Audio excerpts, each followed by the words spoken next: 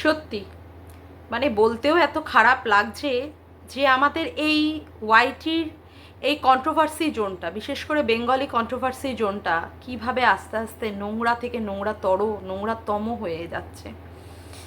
মানে এখানে চরিত্রের মানে নোংরামিপানা, চরিত্রর চচ্চড়ি মানে কীভাবে করতে হয়, বাবার সাথে মেয়েকে, ছেলের সাথে মাকে, তারপরে ভাইয়ের সাথে বোনকে, তারপরে হচ্ছে শাশুড়ির সাথে পাশের বাড়ির কোনো এক কাকুকে, ভাসুরের সাথে ভাইয়ের বউকে, এভাবে ইজিলি মানে সবার সাথে সবাইকে শুইয়ে দেওয়া যায়। ও তারপরে শ্বশুরের সাথে বৌমাকে, মানে সবার সাথেই সবাইকে শুইয়ে দেওয়া যায়। এই শুইয়ে দিতে পারলেই মনে করে যে শোয়াচ্ছে ব্যক্তিটি, সে নারী হোক বা পুরুষ হোক, মনে করে যে একটা বিশাল বড় সে কর্মকাণ্ড করে ফেলছে, বিশাল বড়। এমনভাবে সে কাজগুলো করছে যেন ভাবছে যে তার এই সমস্ত ভিডিও মানুষে দেখলে বা অমুক করলে মনে করে যে সে প্রচণ্ড পরিমাণে একটা মানে গর্ববোধ করে। আজকে কন্ট্রোভার্সি জোনে আমরা আজকে এসেছি। হ্যাঁ, আমিও অনেক মানে দেরি করেই বা এই জানুয়ারি মাসেই এসেছি।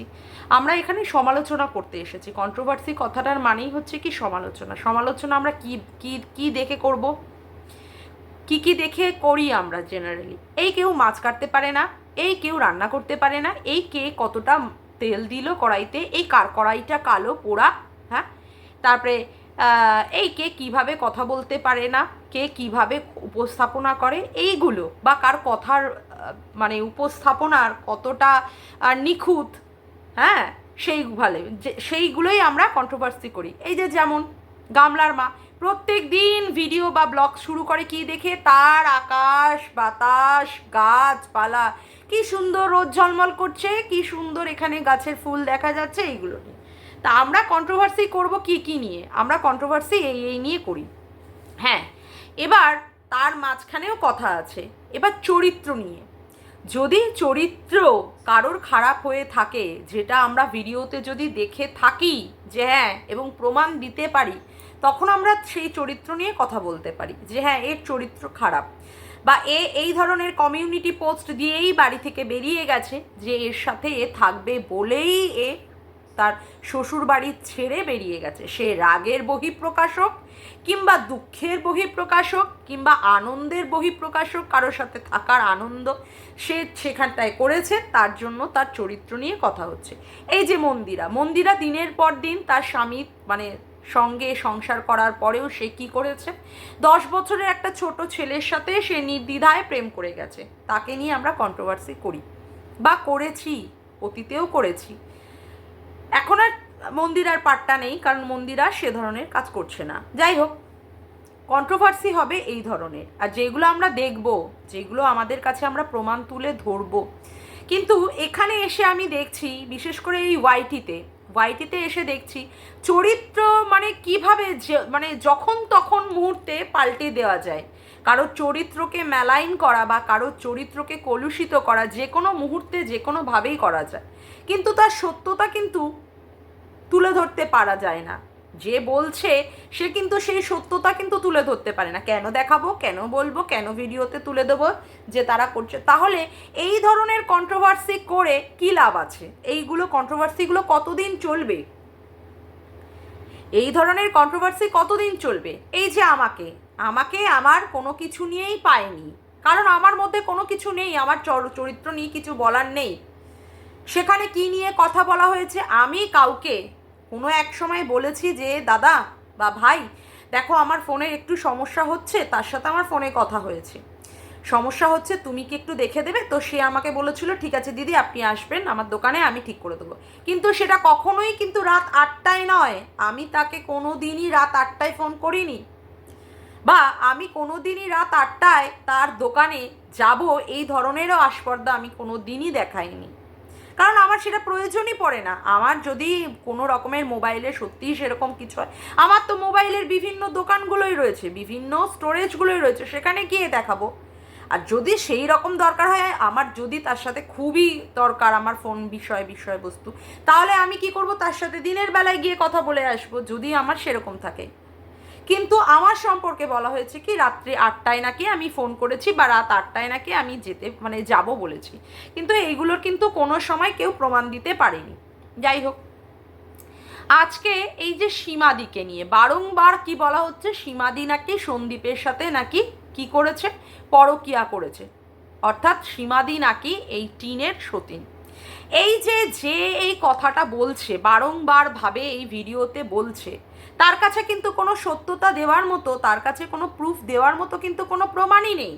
অথচ সে কিন্তু কি করে যাচ্ছে, দিনের পর দিন প্রত্যেক দিন একটা একটা করে ভিডিও নিয়ে আসছে, নিয়ে এসে সীমাদিকে আর সন্দীপকে কি করে দিচ্ছে, মেলাইন করছে। তাহলে আমরা কোন সমাজে বাস করি, কোন সমাজে আমরা বাস করি? আমরা প্রত্যেকেই দাবি করি আমরা শিক্ষিত, এবং আমাদের প্রত্যেকের কাছেই কিন্তু কি আছে, একটা করে মোবাইল আছে। হয় আমরা কেউ কেউ ক্রিয়েটার্স বা কেউ কেউ ভিউয়ার্স, এর কিন্তু আমরা প্রতিবাদ করছি না সেইভাবে, সঠিকভাবে যে প্রতিবাদটা, যে একটা নারী আর একটা পুরুষ যে ভাই বোনও হতে পারে, সব সম্পর্কই যে স্বামী স্ত্রীর সম্পর্ক হয়, সব সম্পর্কই যে নোংরাভাবে দেখতে হবে তা নয়। একটা সম্পর্ক রক্তের বাইরে গিয়েও একটা সম্পর্ক ভাই বোনের সম্পর্ক হতে পারে।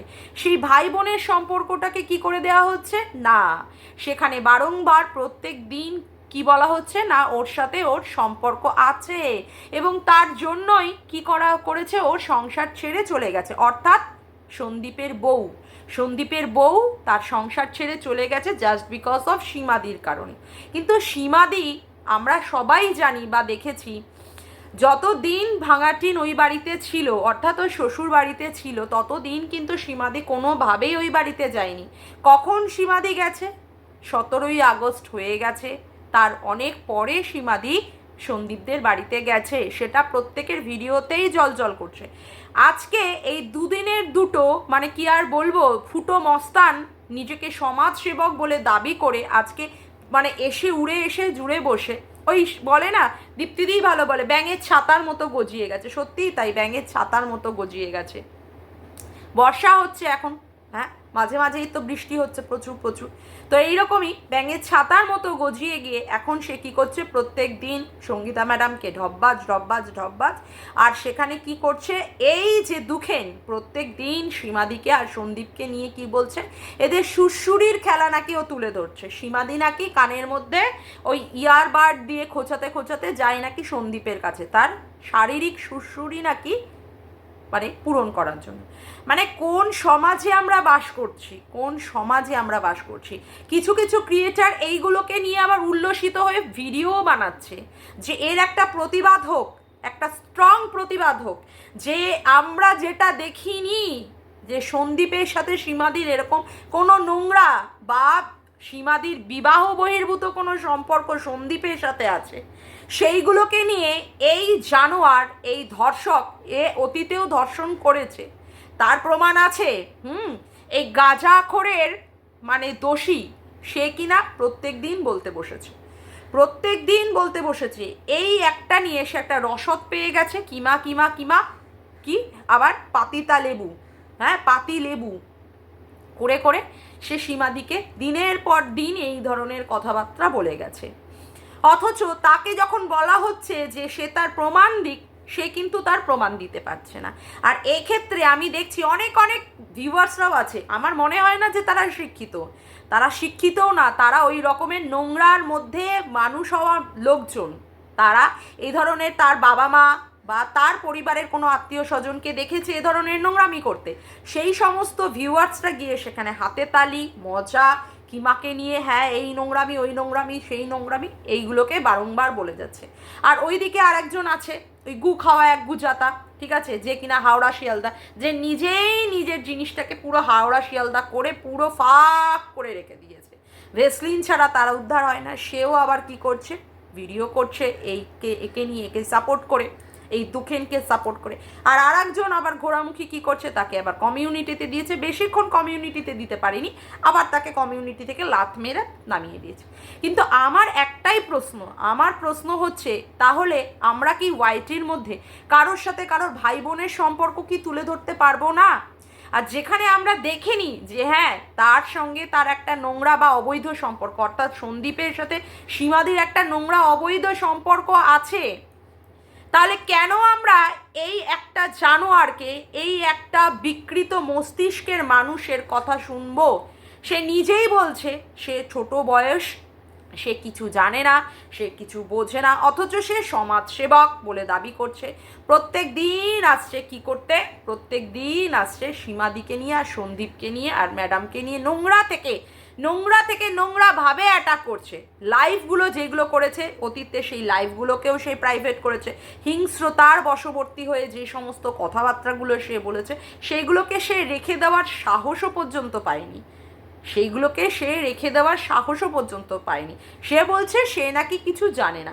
যদি সে নাই জেনে থাকে, ইউটিউবের সম্পর্কেও যদি না জেনে থাকে, অতীতের ঘটনাগুলো মানে পরপর কি ঘটনা ঘটেছে সেইগুলোও যদি সে না জেনে থাকে, তাহলে কার বল ভরসায় সে আজকে এই ধরনের কথাগুলো বলতে পারে? আর আমি অবাক হয়ে যাচ্ছি যে সঙ্গীতা ম্যাডামের সাথে কাজ করেছে, সঙ্গীতা ম্যাডাম কি করে এই জানোয়ারটাকে তার দলের মধ্যে নিয়ে কাজটা করালো। সঙ্গীতা ম্যাডাম তো অনেক বিচক্ষণ মানুষ, আর দিনের পর দিন তাকে এইভাবে কথাবার্তার মাধ্যমে মেলাইন করে যাচ্ছে। তার তো একটা সোসাইটিতে একটা রেপুটেশন বলে জিনিস আছে। কেন ম্যাডাম এর এগেনস্টে এখনো স্টেপ নিচ্ছে না? কেন?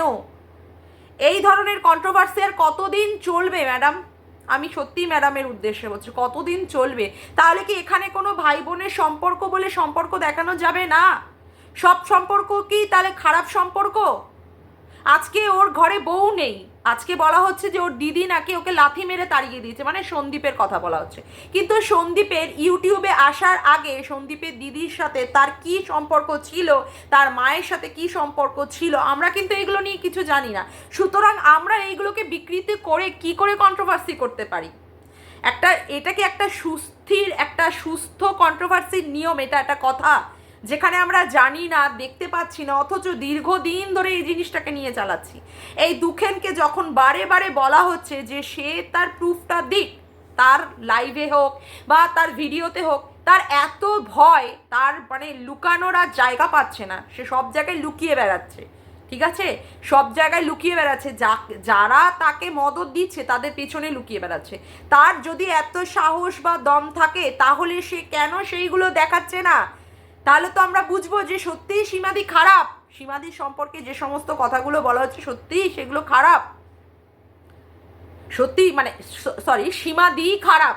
যদি সে প্রমাণ করতে পারে, প্রত্যেক দিন এইভাবে নোংরা কথাবার্তা বলে সীমাদিকে মেলাইন করার সাহসটাকে কে দিয়েছে? আর আমি সীমাদিকেও বলবো আর সন্দীপকেও বলবো, আমার ভিডিও যদি ওরা দেখে থাকে, তোমরা এর এগেনস্টে দেন অ্যান্ড দেয়ার তোমরা স্টেপ নাও। আর কতদিন একে এইভাবে সহ্য করবে? তোমরা কিভাবে সহ্য করতে পারছো আমি জানি না, কিন্তু আমার এর ভিডিও দেখার পরে সিরিয়াসলি শরীরের না, সারা শরীরের লোমকূপগুলো না শুধু খাড়া হয়ে যাচ্ছে। এত এর কথাবার্তা শুনি আমার মাথা গরম হয়ে যাচ্ছে। নিজের একটা বোন আছে, তাকে বিয়ে দিয়েছে, হ্যাঁ, তারপরেও সে দাবি করে অমুক দিদি, মানে ভাঙা টিম তার দিদি, অমুক তমুক সবাইকে সে তার দিদি বোন বলে দাবি করে। তারপরেও সে কি করে একটা সীমাদি আর সন্দীপের মধ্যে, যেখানে ভাই বোনের সম্পর্ক, সীমাদিকে সে সীমাদি বলে ডাকে না, ডাকে না সীমাদি, সন্দীপকে সন্দীপ ভাই বলেই ডাকে। সেখানে এরকম প্রত্যেক দিন বসে বসে লাইভ করে যাচ্ছে, আর প্রত্যেক দিন বসে বসে এইভাবে আস্পর্ধাযুক্ত কথাবার্তা, নোংরা নক্কারজনক কথাবার্তা সে এই ইউটিউবে বসে বসে বলে যাচ্ছে, অথচ তার কাছে কোনো প্রমাণ নেই। তাহলে সন্দীপ, সীমাদি, তোমরা কেন এখনো বসে আছো? তোমরা কেন এর এগেনস্টে এখনো লিগাল স্টেপ নিচ্ছ না? আমি তো বুঝেই পাচ্ছি না কেন এর এগেনস্টে এখনো লিগাল স্টেপ নিচ্ছ না। একে তো সত্যি আর নেওয়া যাচ্ছে না। এ দিনের পর দিন এসে এইভাবে নোংরা কথাবার্তা বলছে। আজকে সীমাদিকে বলছে, কালকে যে আর একজনকেও বলবে না, তারই বা কি মানে আছে? আর এ তো পুরোটাই বিকৃত মস্তিষ্কের মানুষ। কেমনভাবে নিজের ভিডিওতে বলছে আমি দুধ খাবো, আমাকে দুধ খাওয়াও, আমাকে চকলেট খাওয়াও, আমাকে ভালোবাসো, আমাকে চুমু দাও। জাস্ট তোমরা একটু শুনে নাও যে সে তার ভিডিওতে কি বলেছে। সব কথা শুনলে শিশুর গল্প। তো আমি যে বললাম আমি ছোট বাচ্চা, তোমাকে ভালোবাসো, আমাকে আদর করো, আর আমার পাশে থাকো। আমি এখন না দুধ খাই, তো চকলেট খাই, তো তোমরা আমাকে একটু ভালোবাসা দিয়ে পাশে থাকো, তাহলে তোমাদেরকে